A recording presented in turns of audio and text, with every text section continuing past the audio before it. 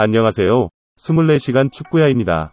조규성, 손흥민의 손가락 탈구 사건의 전말이 폭로되며 손흥민과 이강인의 화해 과정이 알려졌습니다. 이에 따라 일본 언론은 손흥민을 칭찬하면서 이와 관련된 표현을 사용하고 있습니다. 그러나 정확한 내용은 무엇일까요? 토트넘 호스퍼의 감독 엔지 포스테코글루는 선수를 영입할 때 사람을 먼저 고려한다고 밝혔습니다. 그는 대화를 중요하게 생각하며 좋은 선수가 되기 전에 좋은 성품을 가진 선수인지를 우선적으로 고려합니다. 이런 맥락에서 손흥민에게 주장을 맡긴 결정은 매우 당연한 결정으로 여겨집니다. 영국의 스포츠 전문 매체 디 애슬레틱은 22일 한국 시간 기준 포스테코글루가 어떻게 새로운 선수를 영입하는지에 대한 비하인드 스토리를 공개했습니다.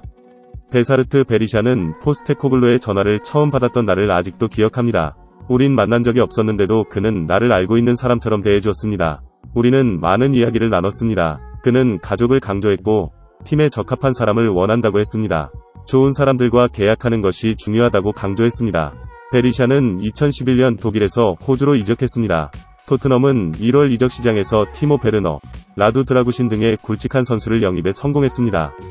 베르너는 바이에른 뮌헨과 드라구신은 FC 바르셀로나와 경쟁했습니다.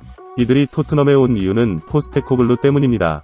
드라구신은 감독님과 정말 좋은 대화를 나눴다고 밝혔습니다. 베르너는 많은 것들이 나를 끌어당겼지만 첫 번째는 감독과의 대화였다고 말했습니다. 모든 선수들은 다르다. 그런데 포스테코글루와 함께한 사람들은 그가 모든 대화에 항상 완벽하게 준비되어 있다고 한다. 포스테코글루는 감성 지능이 높다. 선수를 이해하고 선수에게 무엇이 필요한지 안다. 동시에 포스테코글루는 대화를 통해 선수를 평가합니다. 팀 분위기를 해칠 것으로 보이는 선수를 선호하지 않는다. 포스테코글루에게 있어 손흥민은 완벽한 주장으로 여겨졌다. 시즌을 앞두고 손흥민이 주장임을 발표할 때 파격이라는 표현이 자연스럽게 등장했습니다.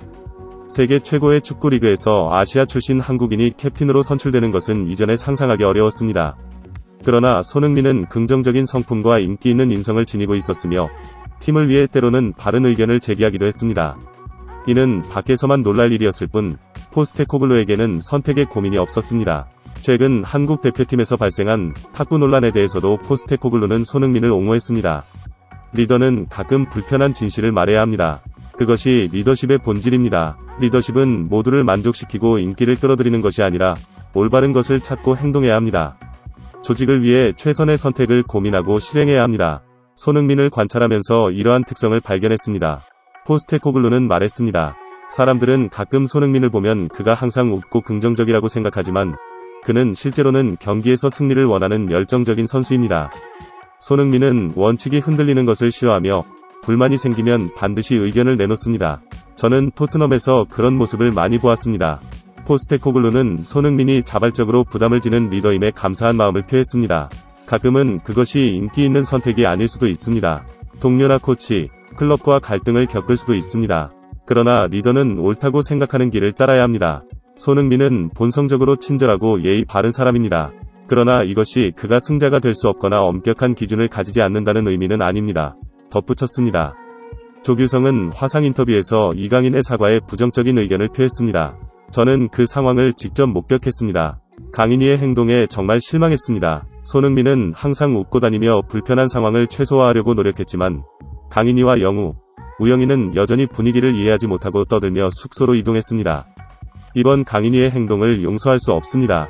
진정성이 느껴지지 않았습니다. 손흥민이 손가락을 다치는 상황에서는 엄청난 고통을 겪었을 것입니다. 그러나 그는 팀에 필요하다고 판단하여 경기에 출전하기를 원했습니다. 이에 대한 그의 결단력은 인상적입니다. 덧붙였습니다. 만약에 이번 월드컵 2차 태국전에 제가 호출되면 엔트리에 이강인, 영우, 우영이가 포함된다면 저는 보이콧할 것입니다. 그는 말했습니다.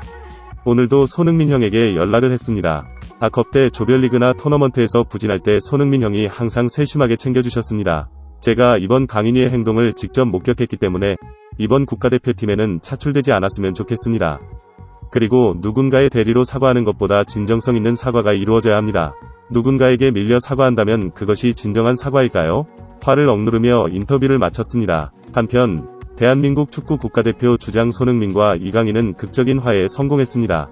21일 손흥민과 이강인은 각자의 개인 인스타그램 계정에 서로 화해했으며 더 이상의 갈등은 없다고 밝혔습니다.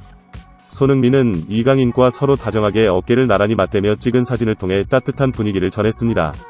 제 짧은 사고와 경솔한 행동으로 형을 비롯한 축구팬 여러분께 실망을 드렸습니다. 정말 죄송합니다. 이와 같은 손흥민의 사과가 전해지는 가운데 일본에서도 손흥민과 이강인의 갈등과 화해 과정이 상세히 보도되어 현지 인터넷 커뮤니티에서 뜨거운 반응을 얻고 있습니다. 21일 일본 축구 매체 사커 다이제스트는 손흥민과 이강인의 탁구 다툼 사건 등을 소개하며 이들의 화해 소식을 보도했습니다. 이 매체는 손흥민이 주장이자 형으로서 분별력을 발휘했다며 이강인도 아직 어린 만큼 큰 깨달음을 얻길 바란다 고 전했으며 비가 내린 뒤 땅이 굳어져 한국은 더 강한 팀이 될 것이다 라는 손흥민과 이강인의 화해를 응원하는 메시지를 전달했습니다. 특히 일본 매체 더 앤서가 손흥민을 그릇이 다르다는 표현을 사용하여 주목을 받았습니다. 일본의 네티즌들은 클린스만 전 감독에게도 비판을 했습니다. 클린스만 전 감독은 한국 축구대표팀을 방치했다. 손흥민과 이강인의 갈등을 알면서도 묵인한 인물, 경질되어 정말 다행이다 라는 의견이 있었습니다. 클린스만 전 감독에게 한국은 어떤 의미였는지 궁금하다는 발언도 있었습니다. 이상입니다. 이 영상을 즐겁게 시청하셨다면 구독, 좋아요, 그리고 댓글을 부탁드립니다. 감사합니다.